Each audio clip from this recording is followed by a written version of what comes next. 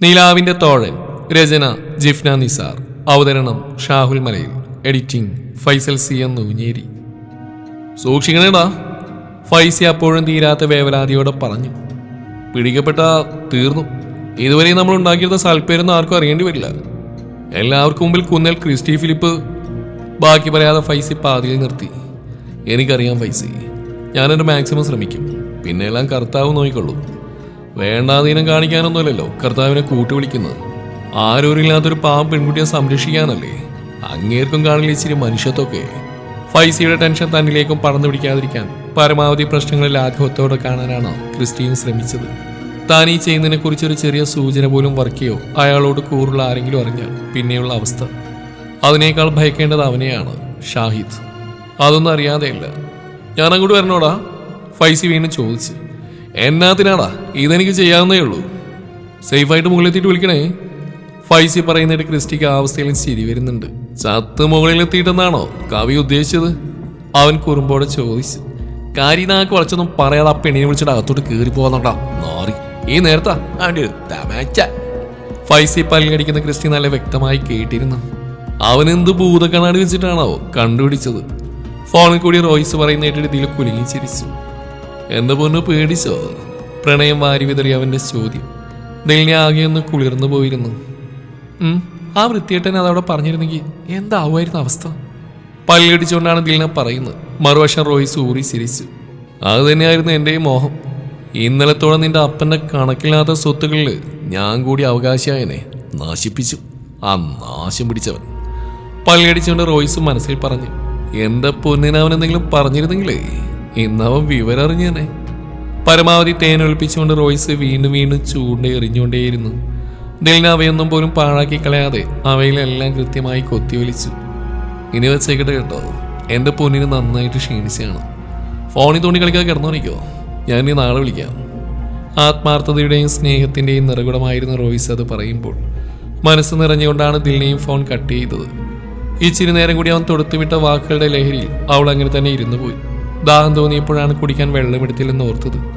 എഴുന്നേറ്റ് അടുക്കളയിലേക്ക് പോകാൻ നല്ല മടി തോന്നിയെങ്കിലും കേക്കും ഫുഡും കണ്ടമാനം വലിച്ചേറ്റിയതുകൊണ്ട് ദാഹം കലശലാണ്. വെള്ളമെടുത്തിട്ട് വരാതെ വേറെ നിവൃത്തിയില്ല. ഇപ്പൊ പോയില്ലെങ്കിൽ പാതിരാത്രി എഴുന്നേറ്റ് പോവേണ്ടി വരും. അതിനേക്കാൾ നല്ലത് ഇപ്പോൾ തന്നെ പോകുന്നതാണ്. മടിയോടെ തന്നെ മുറിയിലെ സ്റ്റഡി ടേബിളിൽ നിന്ന് ജഗ്ഗും എടുത്തുകൊണ്ടവൾ വാതിൽ തുറന്ന് പുറത്തേക്ക് നടന്നു. പതിയെ ഒഴുകിയെത്തും പോലെ വന്നു നിന്ന ആഡംബരക്കാറിൽ നിന്നും പുറത്തേക്ക് ഇറങ്ങിയവൻ ചുറ്റുമൊന്ന് നോക്കി. കൂടെ നിന്നവർക്ക് ഒരു നിമിഷം വിറച്ചുപോയിരുന്നു. അവനിറങ്ങാൻ വേണ്ടി ഡോർ തുറന്നു കൊടുത്തുകൊണ്ട് പിന്നിൽ നിൽക്കുന്നവന്റെ കണ്ണുകളിൽ അവനോടുള്ള ഭയം തെളിഞ്ഞു കാണാം. വൃത്തിയായി ഇൻ ചെയ്തരിച്ച കറുത്ത ഷർട്ടിനോടൊപ്പം ഓഫ് വൈറ്റ് കളർ പാൻറ്റും കൂളിംഗ് ഗ്ലാസും കയ്യിലിട്ട് കറക്കിക്കൊണ്ട് അവൻ നേർത്തൊരു ചിരിയോടെ എടുപ്പോടെ മുന്നോട്ട് നടന്നു. അവന് പിറകെ കറുത്ത വസ്ത്രം ധരിച്ച് കരുത്തരായ 3-4 പേരുകൂടെയുണ്ട്. എവിടെ അവൻ?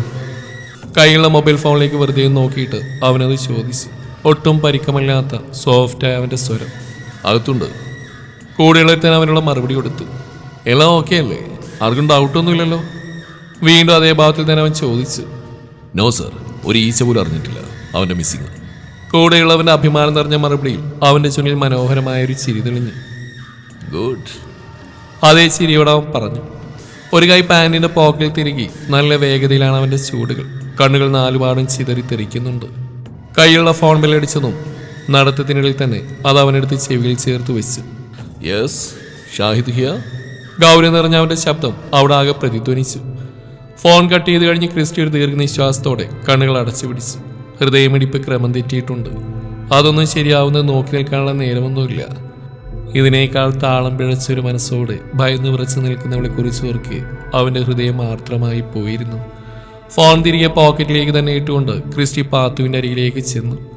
അവനരികിൽ ചെന്നും അവളെ തന്നെ നോക്കിക്കിടന്നിരുന്ന ടോമി തലതാഴ്ത്തി നിലത്തേക്ക് പതിഞ്ഞു കിടന്നു.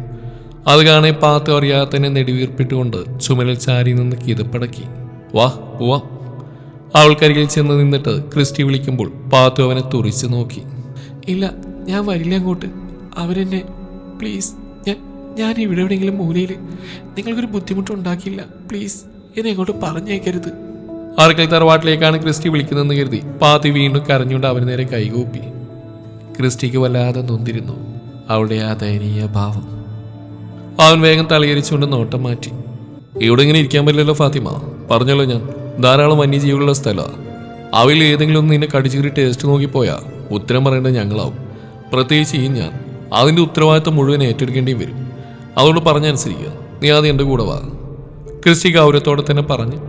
നിങ്ങളെന്നെ അർക്കിലേക്ക് കൊണ്ടുവിട്ടാലും ഇന്നല്ലെങ്കിൽ നാളെ ഈ പറഞ്ഞെന്നെ സംഭവിക്കും.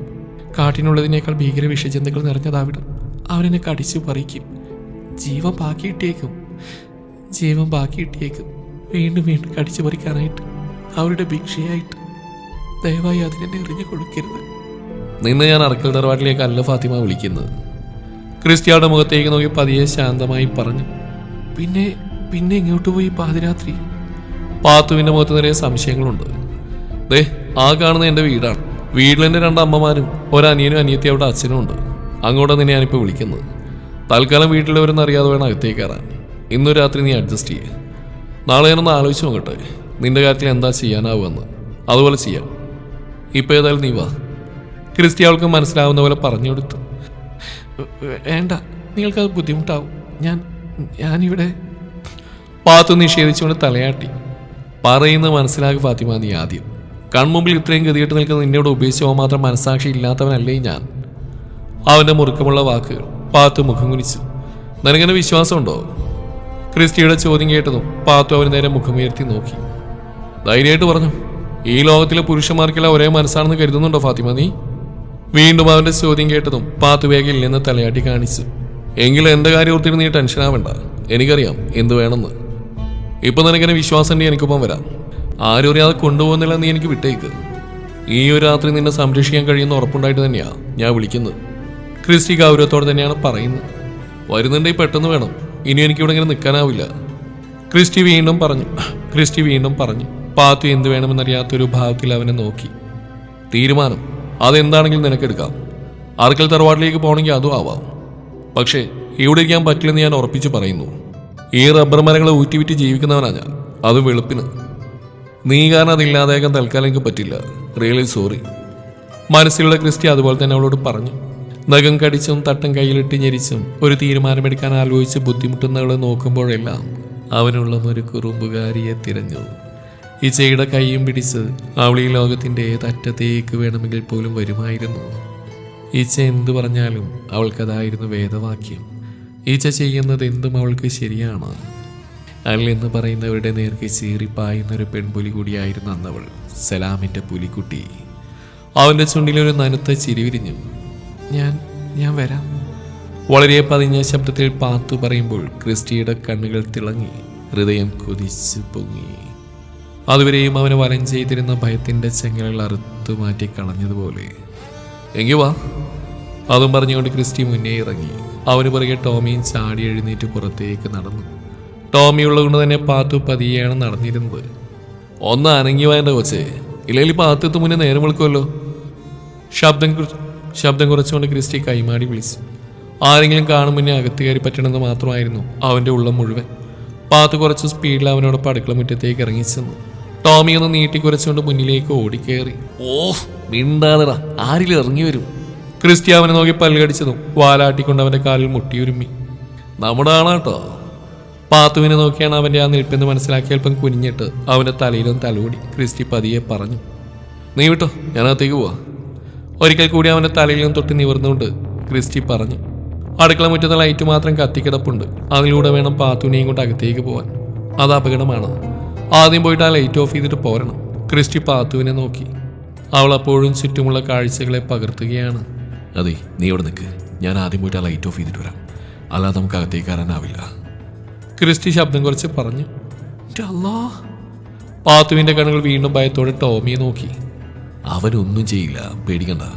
അതും പറഞ്ഞുകൊണ്ട് ക്രിസ്റ്റി ധൃതിയിൽ അടുക്കളയിലേക്ക് കയറിയതും അവിടെ ലൈറ്റ് തെളിഞ്ഞത് ഒരുമിച്ചാണ്. ആദ്യമൊന്ന് പകച്ചു പോയെങ്കിലും ക്രിസ്റ്റി ഞൊടിയുടെ കൊണ്ട് പുറത്തേക്കുള്ള ലൈറ്റ് ഓഫ് ചെയ്തു. നിനക്ക് ഉറങ്ങാനായിട്ടില്ലേ? അത്യാവശ്യം ഉറക്കെ തന്നെയാണ് ക്രിസ്റ്റി അത് ചോദിച്ചത്. പുറത്ത് നിൽക്കുന്നവൾ അകത്തേക്ക് ഓടിക്കയറി വരുമ്പോൾ എന്ന് അവനൊരു ഭയമുണ്ടായിരുന്നു. വല്ലാത്തൊരു മുറുക്കത്തിൽ അവൻ ദിലുവിനെ നോക്കി. മനസ്സിൽ അപ്പോഴും പുറത്തിരുട്ടിൽ ടോമിയുടെ കൂടെ ഒറ്റയ്ക്ക് നിൽക്കുന്നവളെ ഓർത്താണ് പിടച്ചത്. ഞാൻ ഇച്ചിരി വെള്ളം എടുക്കാൻ. കൈയുള്ള ജഗ് ഉയർത്തി കാണിച്ചുകൊണ്ട് ദിലു വിക്കി. അവനെ അവിടെ പ്രതീക്ഷിക്കാതെ കൊണ്ട് തന്നെ അവൾ നന്നായി ഭയന്നു പോയിരുന്നു. ക്രിസ്റ്റിയെ കേൾക്കാതെ അവനെക്കുറിച്ച് പറയുമെങ്കിലും ആ മുന്നിൽ വന്ന് നിൽക്കാനുള്ള ധൈര്യം അവൾക്ക് അപ്പോഴുമില്ല. അവൾക്കെന്നല്ല, അത് ഋഷിനുമില്ല. കിടക്കാൻ നേരെ ഇച്ചിരി വെള്ളം എടുത്തുകൊണ്ട് വെച്ചൂടെ? ഈ പാതിരാത്രി ഇങ്ങനെ ഇറങ്ങി കിടക്കാൻ? ക്രിസ്റ്റി വീണ്ടും കടുപ്പത്തിൽ പറഞ്ഞു. മറന്നുപോയതാ. തലകുനിച്ചുകൊണ്ട് വീണ്ടും ദിലിനെ പറഞ്ഞു. നിന്ന് വിക്കി കളിക്കാൻ പെട്ടെന്ന് വെള്ളം എടുത്ത് പോവാൻ നോക്ക്. ക്രിസ്റ്റി പറഞ്ഞു. ദിലിനെ വേഗം പൈപ്പ് പറഞ്ഞിട്ട് ജഗതിന് കീഴോട്ട് പിടിച്ചു. ക്രിസ്റ്റി അവളെ തന്നെ നോക്കി നിൽപ്പുണ്ട്. വൈകുന്നേരത്തെ റോയ്സിന്റെ പെരുമാറ്റത്തെക്കുറിച്ച് അവളോട് ചോദിക്കണമെന്നുണ്ടായിരുന്നു ക്രിസ്റ്റിക്ക്. പക്ഷെ അത്രയും നേരം കൂടി പുറത്തു നിൽക്കുന്നവരുടെ ഭയത്തെ പരീക്ഷിക്കാൻ വയ്യുന്ന പോലെ അവനത് മനഃപൂർവ്വം വിട്ടുകളഞ്ഞു. ക്രിസ്റ്റി സൂക്ഷിച്ച് നോക്കി നിൽക്കുന്ന കണ്ടിട്ടാണ് കൈയുള്ള ജഗ് നിറയാൻ പോലും കാത്തു നിൽക്കാതെ ദിലിനെ കിട്ടിയ വെള്ളം എടുത്തുകൊണ്ട് ധൃതിയിൽ അടുക്കളയിൽ നിന്ന് ഇറങ്ങിപ്പോയത്. അവൾ പോയതോടെയാണ് ക്രിസ്റ്റിയുടെ ശ്വാസം നേരെ വീണത്. അവൾ മുകളിലേക്കുള്ള സ്റ്റെയർ കയറിപ്പോയിന്ന് ഹാളിലെത്തി ഉറപ്പിച്ചതിന് ശേഷമാണ് ക്രിസ്റ്റി വീണ്ടും അടുക്കളയിലെത്തിയത്. പുറത്തേക്കുള്ള ലൈറ്റ് ക്രിസ്റ്റി ഓഫ് ചെയ്തു. പാത്തു ശ്വാസം പിടിച്ച് നിന്നുപോയി. ടോമി ഒരു പ്രത്യേക ശബ്ദമുണ്ടാക്കിക്കൊണ്ട് അവളുടെ അരികിലേക്ക് നീങ്ങി നിന്നിരുന്നു. അതുകൂടിയായതോടെ വീണ്ടും അവൾക്ക് ശ്വാസം വിളങ്ങി. ഉറക്കെ മിടിക്കുന്ന ഹൃദയത്തിന് മുകളിൽ കൈ ചേർത്ത് പിടിച്ച് വിറച്ചുകൊണ്ട് അവൾ നിന്നു. അകത്തുനിന്നും ക്രിസ്റ്റിയുടെ ഉറക്കെയുള്ള സംസാരം കേൾക്കാൻ കഴിയുന്നുണ്ട്. അവിടെ ആരോ ഉണ്ടെന്ന് ഉറപ്പായി. അതറിയിക്കാൻ വേണ്ടിയാവും അവൻ ഉറക്കെ സംസാരിക്കുന്നത്. കുറച്ചുകൂടി ചുമരിലേക്ക് ചേർന്ന് ആരും കാണാതെ മറഞ്ഞു നിൽക്കണമെന്നുണ്ടായിരുന്നു പാത്തുവിന്. പക്ഷെ അവളൊന്ന് അനങ്ങിയ നിമിഷം ടോമി വീണ്ടും മുരണ്ടു. അതിൽ പിന്നെ ഓരോ സെക്കൻഡ് ഓരോ യുഗം പോലെ. അകത്തേക്ക് പോയവനൊന്ന് വേഗം തിരികെ വന്നെങ്കിലെന്ന് മാത്രം ചിന്തിച്ചുകൊണ്ട് ശ്വാസം പോലും വിടാൻ പേടിച്ച് അവൾ അതേ നിൽപ്പ് തുടർന്നു. ധൃതിയിൽ അടുക്കളയിൽ ലൈറ്റ് കൂടി ഓഫ് ചെയ്തിട്ട് മൊബൈൽ ഫ്ലാഷ് പോലും ഇടാതെ അതിന്റെ സ്ക്രീൻ ലൈറ്റ് മാത്രം തെളിയിച്ചുകൊണ്ട് ക്രിസ്റ്റി വീണ്ടും മുറ്റത്തേക്ക് ഇറങ്ങി പാത്തുവിന്റെ അരികിലേക്ക് ചെന്നു. വാ. പാത്തുവിന് നേരെ കൈമാടി വിളിച്ചുകൊണ്ട് അവൻ തിരിഞ്ഞു നോക്കി. അവളുടെ കാൽച്ചുവട്ടിൽ പതിഞ്ഞു കിടന്നിരുന്ന ടോമിയിലാണ് പാത്തുവിന്റെ ശ്രദ്ധയത്രയും. ടോമി! ക്രിസ്റ്റിയുടെ പതിഞ്ഞൊരു വിളി കേട്ടതും ടോമി എഴുന്നേറ്റ് മാറിയെന്നു. പെട്ടെന്ന് വാ. ക്രിസ്റ്റി ധൃതി കൂട്ടിയതും അപ്പോഴും ഒതുങ്ങാത്ത വിറയിലോടെ പാത്തു അനങ്ങാൻ കൂടി കഴിയാതെ നിന്നുപോയി. ഇവളെ എന്നെ കൂടെ കൊലക്കൊടുക്കും എൻ്റെ കർത്താവേ. ക്രിസ്റ്റി അറിയാതെ തന്നെ മുകളിലേക്ക് നോക്കി ചോദിച്ചു പോയി. അടുക്കളയിൽ എൻ്റെ അനിയത്തി ഉണ്ടായിരുന്നു. അവളെ പറഞ്ഞു വിടാനത്തെ ടൈം. ഡോൺ വറി, വാ. ദയനീയമായി അവൻ നോക്കുന്ന പാത്തുവിന് നേരെ ക്രിസ്റ്റിയുടെ കൈകൾ നീണ്ടു. ഒരു നിമിഷം കൂടി അങ്ങനെ നിന്ന ശേഷം അവൻ നീട്ടി പിടിച്ച കൈയിലേക്ക് പാത്തു വലത് കൈ ചേർത്ത് വെച്ചു. അവളിലെ അതേ വിറയിൽ ക്രിസ്റ്റിയുടെ ഉള്ളം കൈയിലേക്കും പടർന്ന പോലെ. എങ്കിലും അവൻ ആ കൈകൾ മുറുകെ പിടിച്ചുകൊണ്ട് അകത്തേക്ക് നടന്നു. തനിക്ക് മുന്നിലിരിക്കുന്നവന്റെ മുഖത്തേക്ക് ഷാഹിദ് പരിഹാസത്തോടെ നോക്കി. ഭയം കൊണ്ട് വിറങ്ങലിച്ച ആ മുഖം നിറയെ ജീവിക്കാനുള്ള കൊതിയായിരുന്നു നിറഞ്ഞത് അത്രയും. കാരണം ഷാഹിദിന്റെ കയ്യിൽ അകപ്പെട്ടതോടെ തന്റെ വിധി എന്താവുമെന്ന് അയാൾ ഉറപ്പിച്ചതാണ്. അങ്ങകലെ തന്നെ കാത്തിരിക്കുന്ന പ്രിയപ്പെട്ടവരുടെ കലങ്ങിച്ച് വന്ന കണ്ണുകൾ അവനെ ആ അവസ്ഥയിൽ മുറിപ്പെടുത്തി. ബിസ്മി ഗ്രൂപ്പാണ് എതിരെ നിൽക്കുന്നതെന്ന് അറിഞ്ഞിട്ടും പിന്നെ എന്തിനാ ജാബിറേ നീ അത് തന്നെ പ്രൊസീഡ് ചെയ്തത്? നിനക്കറിയില്ലേ അതെൻ്റെ ആണെന്ന്? നിനക്കാരും പറഞ്ഞു തന്നില്ലേ എനിക്കെതിരെ കളിക്കാനിറങ്ങിയാനുള്ള പ്രത്യാഘാതം? ഇരിക്കുന്ന കസേരയിലേക്ക് ഒന്നുകൂടി ചാഞ്ഞുകൊണ്ട് തീർത്തും ശാന്തമായി ഷാഹിദ് ചോദിക്കുമ്പോൾ അവന് മുന്നിലെ കസേരയിൽ കൈകൾ ചേർത്ത് കെട്ടി മുഖമാകെ അടികൊണ്ട് ചോരയൊലിപ്പിച്ചുകൊണ്ടിരിക്കുന്ന ജാബിർ ദയനീയമായി ഷാഹിദിനെ നോക്കി. ഞാൻ ചോദിച്ച ചോദ്യങ്ങൾ നീ കേട്ടില്ലെന്നുണ്ടോ ജാബിറെ? അതോ എനിക്ക് ഉത്തരം നൽകില്ലെന്നുള്ള വാശിയാണോ? അപ്പോഴും നേരത്തെ ഒരു ചിരിയുണ്ട് ഷാഹിദിന്റെ ചുണ്ടിൽ. അവൻ അപ്പോഴും അങ്ങേയറ്റം ശാന്തനാണ്. സത്യത്തിൽ ആ അപൂർവ ശാന്തത അത് തന്നെയാണ് അവനെ അത്രത്തോളം അപകടകാരിയാക്കുന്നതും എന്നും എപ്പോഴും. മുറിയിൽ മറ്റാരുമില്ല. ഷാഹിദ് ജാബിറിനെ തന്നെ നോക്കിയിരിപ്പാണ്. ഹൃദയം നുറുങ്ങിയതുപോലൊരു പൊട്ടിക്കരച്ചിലാണ് ജാബിർ അതിനുത്തരമായി നൽകിയത്. ഷാഹിദ് അപ്പോഴും ചിരിച്ചു. നെഞ്ചുളഞ്ഞ് ജാബിർ കരഞ്ഞു തീരുവോളം അവൻ ആ ചിരിയോടെ തന്നെ നോക്കിയിരുന്നു. അല്ല, അങ്ങനെയല്ലത്. ഹൃദയമുരുകി മുന്നിൽ നിന്ന് കരയുന്നവൻ്റെ ആ ഗതികേട് അവൻ ആസ്വദിക്കുകയായിരുന്നു ഓരോ നിമിഷവും. ഞാൻ പിടിച്ചിക്കാൻ വേണ്ടിയിട്ടാണ് ഗതി ഇട്ടുകൊണ്ടാണ് ഞാൻ ഈ ഗൾഫിലെത്തിയത്. കടം കൊണ്ട് എനിക്ക് നാട്ടിൽ നിൽക്കാൻ വയ്യാത്ത അവസ്ഥയായിരുന്നു. ഒരുപാട് അലഞ്ഞിടന്നിട്ട് എനിക്ക് ജോലി കയറാൻ കഴിഞ്ഞു. ഒരു കൊല്ലത്തിലുള്ള എഗ്രിമെന്റ് സൈൻ ചെയ്തതിന് ശേഷം അവരെന്നോട് കരച്ചിൽ കൊണ്ട് ജാബിർ ഒലിഞ്ഞു പോകുന്നത് അറിഞ്ഞിട്ടും ഷാഹിദ് അതേ ചിരിമായി അതവനെ നോക്കിയിരുന്നു. അവരെന്നോട് ആവശ്യപ്പെട്ട് ചെയ്യാതെ എനിക്ക് ആ കമ്പനിയിൽ തുടരാൻ കഴിയില്ലായിരുന്നു. എനിക്ക് ആ ജോലിയെ പത്രിക അത്യാവശ്യമായിരുന്നു. അതുകൊണ്ടാണ് ഞാൻ അങ്ങനെ എന്നോട് പൊറുക്കണം ഷാഹിദ് സർ. കൂട്ടിക്കെട്ടിയ കൈകൾ ജാബിർ മനസ്സുകൊണ്ട് ഷാഹിദ് നേരെ കൂപ്പുന്നുണ്ടായിരുന്നു. അത് പറയുമ്പോൾ ഷാഹിദ് അപ്പോഴൊന്നും പറയുന്നുണ്ടായിരുന്നില്ല. അങ്ങേയറ്റ നിശബ്ദമായിരുന്നു. നാട്ടിലേക്ക് പ്രായമായിട്ടുള്ള ഉമ്മയും ഭാര്യയും എൻ്റെ 2 കുഞ്ഞുമക്കളാണ്. അവർക്കുള്ള ഏക ആശ്രയം അത് ഞാനാണ് സർ. എന്നോട് ക്ഷമിക്കണം. ജാബിർ വീണ്ടും കരഞ്ഞുപോയി. അതുകൊണ്ടൊന്നും മായാത്ത ചിരിയോടെ തന്നെ ഷാഹിദ് അവന് മുമ്പിലിരുന്നു. എനിക്കറിയില്ലായിരുന്നു ഇതൊരു ചതിയാണെന്ന്. ആ കമ്പനി നിങ്ങളുടെ ബിസ്മി ഗ്രൂപ്പും തമ്മിലുള്ള ഇഷ്യൂസ് ഒന്നും ഞാൻ അറിഞ്ഞിരുന്നില്ല സർ. ഞാൻ പെട്ടുപോയതാ. അവരെന്നെ പ്ലീസ് ദയവായിട്ട് എന്നോട് എൻ്റെ മക്കളെ ഓർത്തെങ്കിലും. ജാബിർ നിറഞ്ഞൊഴുകുന്ന കണ്ണുകളോടെ ഷാഹിദിനെ നോക്കി. അവനെ തന്നെ നോക്കി അതേ ഇരിപ്പാണ്. ഒരക്ഷരം മിണ്ടുന്നില്ലെങ്കിലും ആ മൗനമാണ് ജാബിറിനെ വീണ്ടും വീണ്ടും ഭയപ്പെടുത്തുന്നത്. തീർന്നോ? ഇത്തിരി നേരത്തെ നിശബ്ദതയ്ക്ക് ശേഷം ഷാഹിദ് ചോദിച്ചു. ജാബിർ അവനെ പകച്ചു നോക്കി. ഈ പറഞ്ഞൊരു അക്ഷരം പോലും അവനെ സ്പർശിച്ചിട്ടില്ലെന്ന് ജാബിർ ഒരൊറ്റ ചോദ്യം കൊണ്ട് തന്നെ മനസ്സിലാക്കി. അവനുള്ളിൽ ഭയത്തിന്റെ കരിവണ്ടികൾ മൂളിപ്പടർന്നു. ബൈ. അത്രമാത്രം പറഞ്ഞുകൊണ്ട് ഷാഹിദ് എഴുന്നേറ്റു. Sir please. പിന്തിരിഞ്ഞ് നടക്കുന്നവനെ നോക്കി ജാബിർ ഉറക്കെ കരഞ്ഞുകൊണ്ട് വിളിച്ചു. വാതിൽ കടന്നിറങ്ങും മുന്നേ ഷാഹിദ് അതേ ചിരിയോടെ തിരിഞ്ഞുകൊണ്ട് ജാബിറിനൊരു ഉമ്മ കൊടുക്കുന്ന പോലെ ആക്ഷൻ കാണിച്ചു. കരയാൻ പോലും മറന്ന് ഭയന്ന് വിറച്ചിരിക്കുന്നതിൻ്റെ മുമ്പിൽ വലിയൊരു ശബ്ദത്തോടെ ആ മുറിയുടെ വാതിലടഞ്ഞു. അടഞ്ഞുപോയത് അവൻ്റെ ജീവിതത്തിൻ്റെ വാതിൽ കൂടിയായിരുന്നു. അനേകം നോവുകളെ ബാക്കി വെച്ചിട്ട് പറക്കമുറ്റാത്ത പിഞ്ചു കുഞ്ഞുങ്ങളെയും സ്നേഹിച്ചു മതി വരാത്ത പ്രിയതമയെയും ഇനിയൊരായുസ് മുഴുവനും വേദനിക്കാൻ ഇട്ടുകൊടുത്തിട്ട് ജാബിറിൻ്റെ വിധി അവിടെ എഴുതി ചേർക്കുന്നുണ്ടായിരുന്നു. പടച്ചോനല്ല, പടച്ചോനെ പോലും വെല്ലുവിളിക്കാനാവുന്നത്രയും ധാർഷ്ട്യത്തോടെ ഒരുവൻ. അറക്കൽ ഷാഹിദ്. തുടരും ഈ കഥയുടെ ബാക്കി ഭാഗം നാളെ ഇതേ സമയം. കഥ ഇഷ്ടമായാൽ ലൈക്ക് ചെയ്യുക. നിങ്ങളുടെ അഭിപ്രായങ്ങൾ കമൻറ്റ് ചെയ്യുക.